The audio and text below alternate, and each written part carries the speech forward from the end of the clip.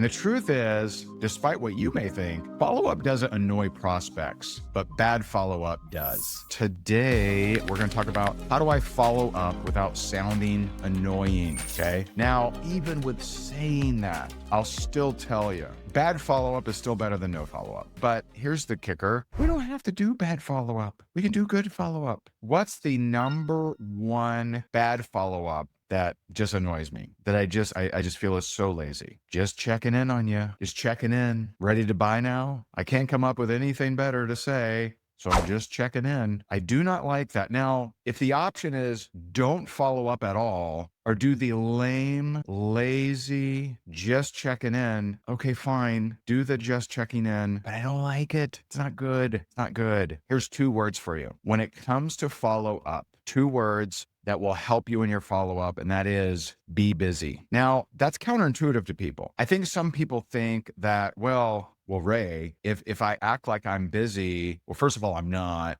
Well, then get busy, right? If you're not busy, get busy, right? Schedule out time with the kids, schedule out your prayer time, schedule out the gym, schedule out prospecting, all right? Imagine that. If you can't authentically tell people and convey that you're busy, get busy, put some things in your schedule. That schedule is dictating the speed of your success, the velocity of your growth. Schedule some things on there, man, but be busy. It should never look like you're just twiddling your thumbs and you're like, hey, just checking in and nothing else going on. I'm really flying by a wing and a prayer here. I'm hoping you're ready to buy because mama really needs some new shoes, right? Don't appear like you've been waiting for them to move forward. Be busy. Here's a tried and true follow-up that is what you should use if you haven't followed up with someone in a long time. Now, I don't care if you sent the last message and they never responded. I'm saying if there's someone you communicated with and you were in a prospecting conversation and you haven't talked with them in a really long time, even if you were the last one to send a message, here's what you want to send. Write this down. There's a little script for you, a little follow-up script. Hey, I just want to apologize. I've been so busy. How are you? You're not going to ask them. If it's been months, you're not going to say, hey, did you watch the video? Hey, you ready to move forward? You're certainly not going to say, hey, just checking in, right? You're going to say, hey, I want to apologize. I've been so busy. How are you? What you're trying to do is take a non-respondent, make them a respondent. That is a tried and true deal. Now, there are different suggestions that I have with follow-up when it comes to if they're warm market, if they're cold market. So if someone is a lead that came to you inbound, right? They've responded to your social media or you ran an ad and they responded to an ad, then I would suggest you do the 3-step follow-up. If they start ghosting you and they're not responding, do the 3-step follow-up. I'm not going to cover it. You can go get it for free at rayhigdon.com. Just enter your name and email. You'll get it. My 3-step follow-up. I give you the exact script. It works. Over 50% of the people who've been ghosting you will respond. I'm telling you. I have people all the time. They're like, Ray, I really didn't want to do it because it's kind of strong, but Ray, it worked. I'm like, yeah, I know.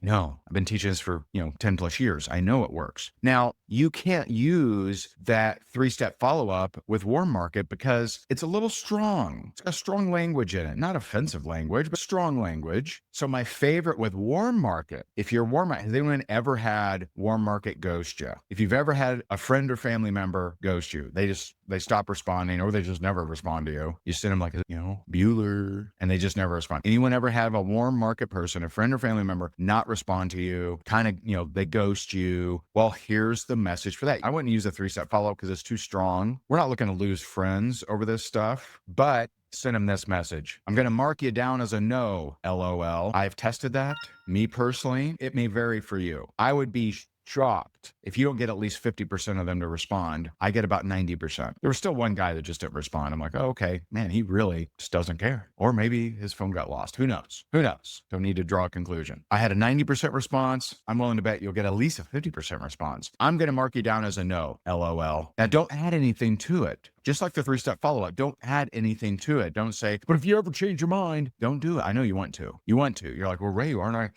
I don't want to turn them away if they were ready to buy. They weren't ready to buy. Now, I have had people warm market that I said, I'm gonna mark you down as a no. They responded and they ended up buying, because the point isn't just to get a response, right? It's to move them closer to the sales close, to get them into your product or service. So it's not just a show of how many responses can we get, although responses help. Okay, is this actually going to move them toward the sale? Do it, right? So do the 3-step follow-up on cold market, whether that's inbound or outbound. Now, to do the 3-step follow-up, you do need to know what they're after. So they need to be outside of position 0. For those that understand my training on position, like you understand what I'm saying here, they need to be outside position 0. If they're at position 0, you can't do the 3-step follow-up, and you shouldn't. So we're not initiating the 3-step follow-up with every single person we ever talk to, because it doesn't make sense. What is the problem they're trying to solve, or what's the desire that they're trying to attain? You need to know one of those for you to properly utilize the 3-step follow-up. Now, if you don't know, then you may not be doing your job as a prospector, because the person that closes the most sales is the person that determines their problem, right? You have to figure out what is the problem of the prospect that they're trying to solve, that they would like to solve, or the desire they're trying to attain, the goal that they have. You need to know that stuff. You need to figure that out better than you know your own product. And I know a lot of people think that product knowledge is what makes sales. It's not true. You can know everything about your product, but if you don't take the time to connect with the prospect and learn their exact problem, then you can be all full of product knowledge and completely minus any commissions. There you go, right? It's 2 words of advice. When you're following up, be busy. Hey, I want to apologize. I've been so busy. I haven't had a chance to follow up with you. How are you? Hey, I haven't heard from you. Should I mark you off the list? Things like that, like being busy, not, hey, I really think this would be a great fit for you. I'm checking in. Are you ready to take a look now? Right? Don't do that stuff. That's pushiness, which most people that tell me they never want to be pushy, they often lack skills. And when you lack skills, you end up being pushy. No bueno. There you go. I hope that this is helpful to you. I appreciate it so very much. God bless you. And I'll talk to you soon. Bye for now.